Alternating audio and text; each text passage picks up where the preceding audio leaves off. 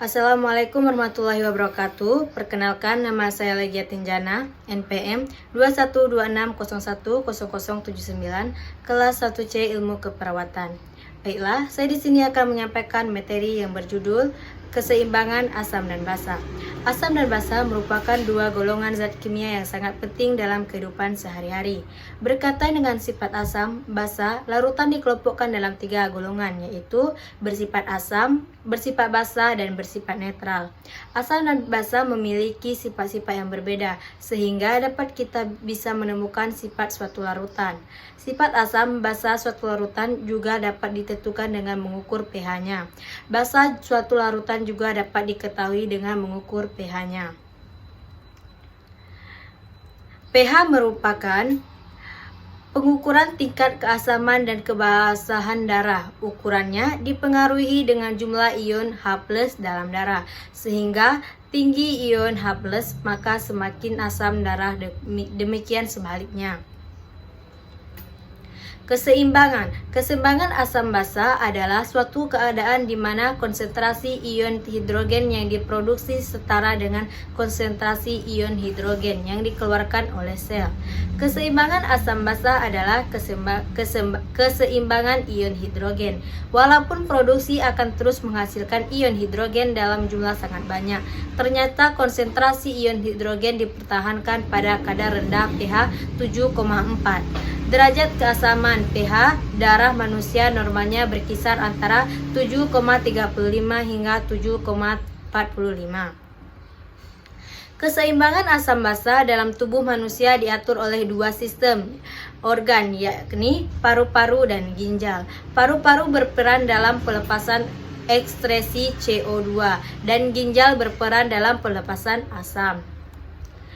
Pengaturan keseimbangan asam dan basa diselenggarakan melalui koordinasi dalam tiga sistem. Yang pertama adalah sistem buffer, sistem penyangga asam basa kimia dalam cairan tubuh yang dengan segera bergabung dengan asam atau basa untuk mencegah perubahan konsentrasi ion hidrogen yang berlebihan.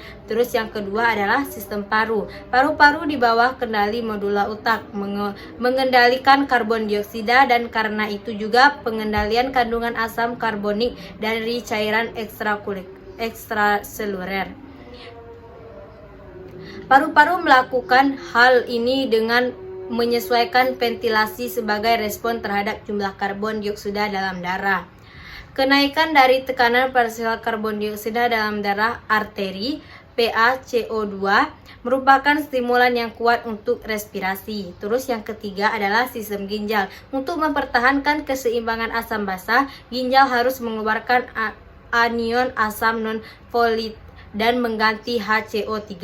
Ginjal mengatur keseimbangan asam basa dengan sekresi dan reabsorpsi ion hidrogen dan ion bikarbonat.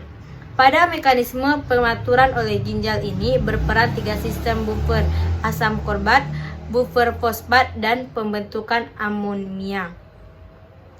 Gangguan keseimbangan asam dan basa. Yang pertama, asidosis respostik. Asidosis respostik adalah keasaman darah yang berlebihan karena penumpukan karbon dioksida dalam darah sebagai akibat dari fungsi paru-paru yang buruk atau pernapasan yang lambat.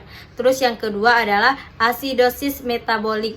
Asidosis metabolik adalah keasaman darah yang berlebihan yang ditandai dengan rendahnya kadar bikarbonat dalam darah. Bila peningkatan keasaman melampaui sistem penyangga pH, darah akan benar-benar menjadi asam. Alkalosis respiratorik. Alkalosis respiratorik adalah suatu keadaan di mana darah menjadi basa karena pernapasan yang cepat dan dalam, sehingga menyebabkan kadar karbon dioksida dalam darah menjadi rendah. Pernapasan yang cepat dan dalam disebut hiperventilasi yang menyebabkan terlalu banyaknya jumlah karbon dioksida yang dikeluarkan dari aluran darah. Alkalosis metabolik. Alkalosis metabolik adalah suatu keadaan di mana darah dalam keadaan basa karena tingginya kadar bikarbonat.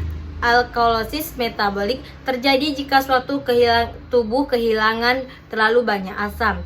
Sebagai contoh adalah kehilangan sejumlah asam lambung selama periode muntah yang berkepanjangan atau bila asam lambung disedot dengan selang lambung.